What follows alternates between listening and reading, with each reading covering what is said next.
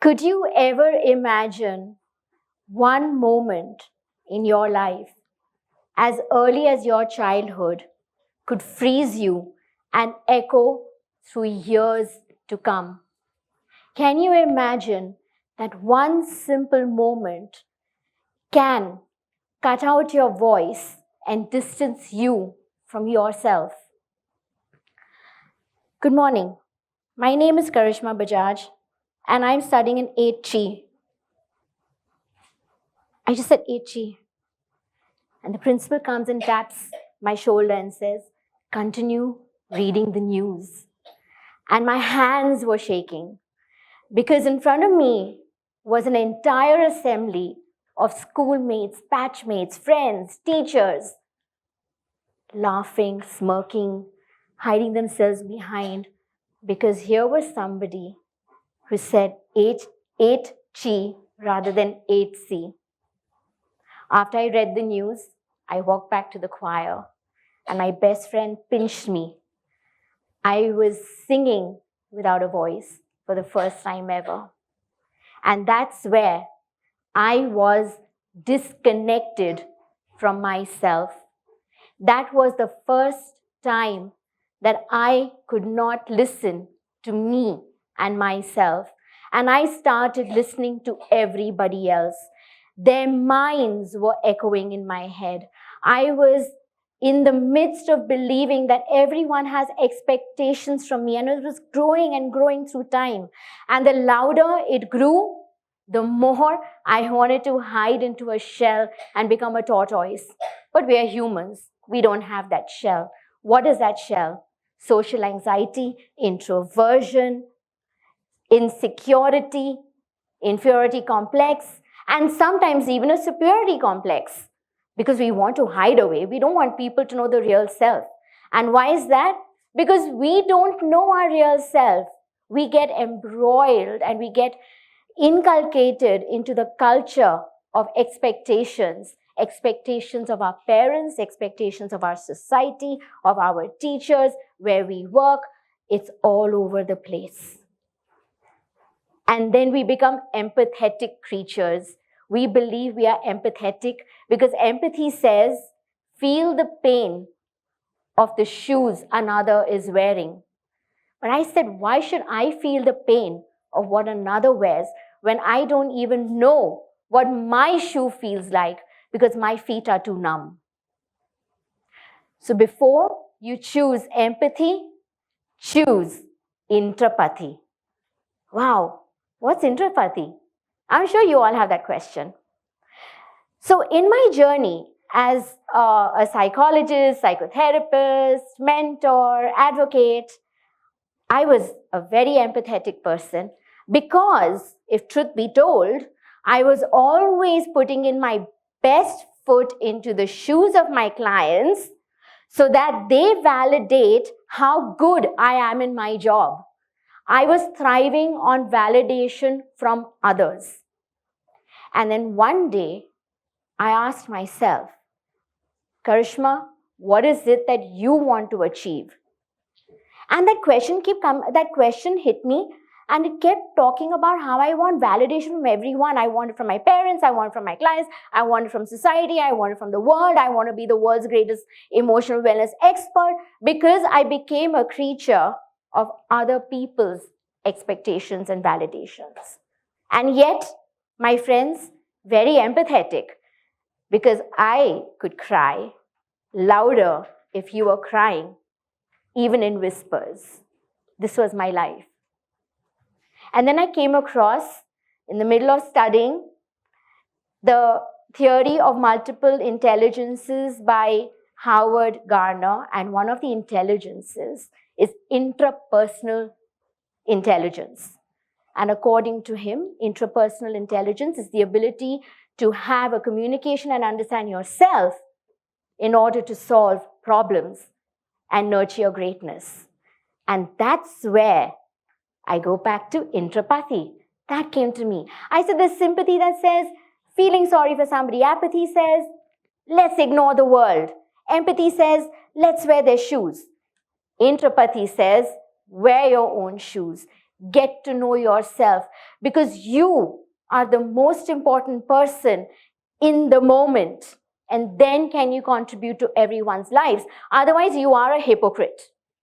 You are a hypocrite if you are not addressing your needs, your personal needs. If you're not addressing what you are going through, how you feel, who are you? I had a breakdown moment when my friend called me up in the middle of a crisis that I was going through. And she asked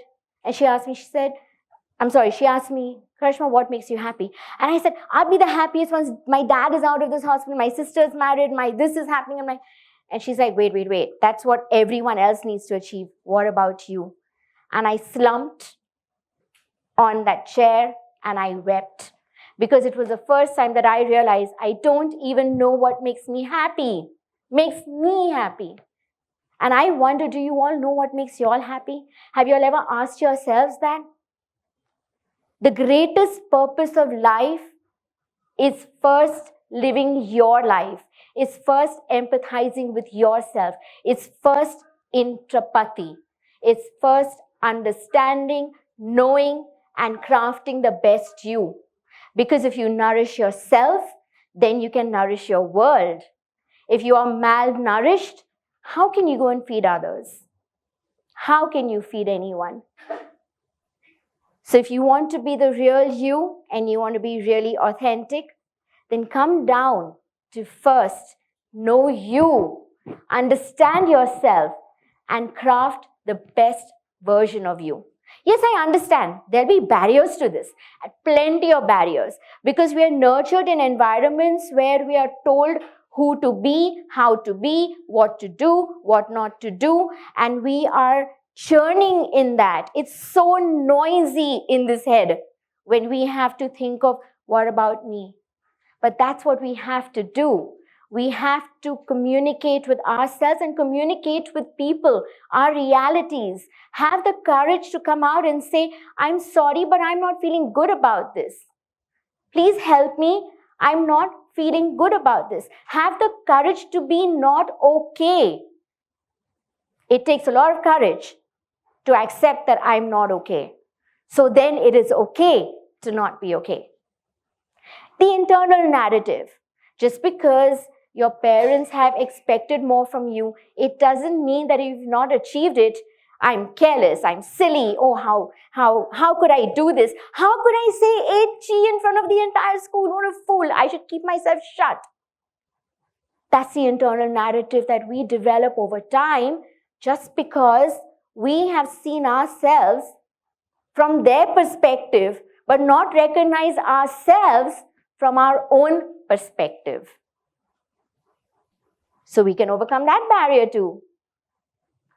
Another barrier is that we belong to not just a connected world, but a hyper-connected world. Within seconds, you know what people are doing across the world, related to you, not related to you. And everyone wants to be the person on that screen, except for being themselves.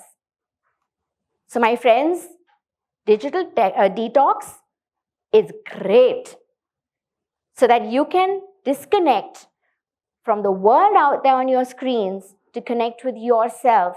Because if you cannot empathize with yourself, then stop pretending to empathize with others and expecting it from others. Give yourself the most what you desire from others. You want love, love yourself.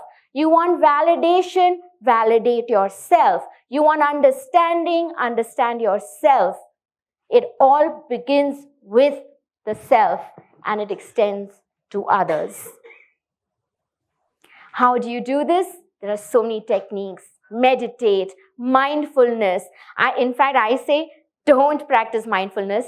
Practice mind emptiness. Empty out the mind, because we are all buckets carrying a lot of crap. And the crap is all the judgments and everything that we believe that people are saying about us. So practice mind emptiness through journaling, talking to experts, sharing whatever you feel. Empty your mind, because when you empty the garbage out, is there space for everything that you need, like self-esteem, confidence, etc. And before I wind up, I would like to share with you a quote In fact, two quotes. One is from my favorite poet, Rumi, and I'm going to read this out because I don't want to make that same mistake as I did in the 8th standard. It says, "Yesterday, I was clever, so I wanted to change the world.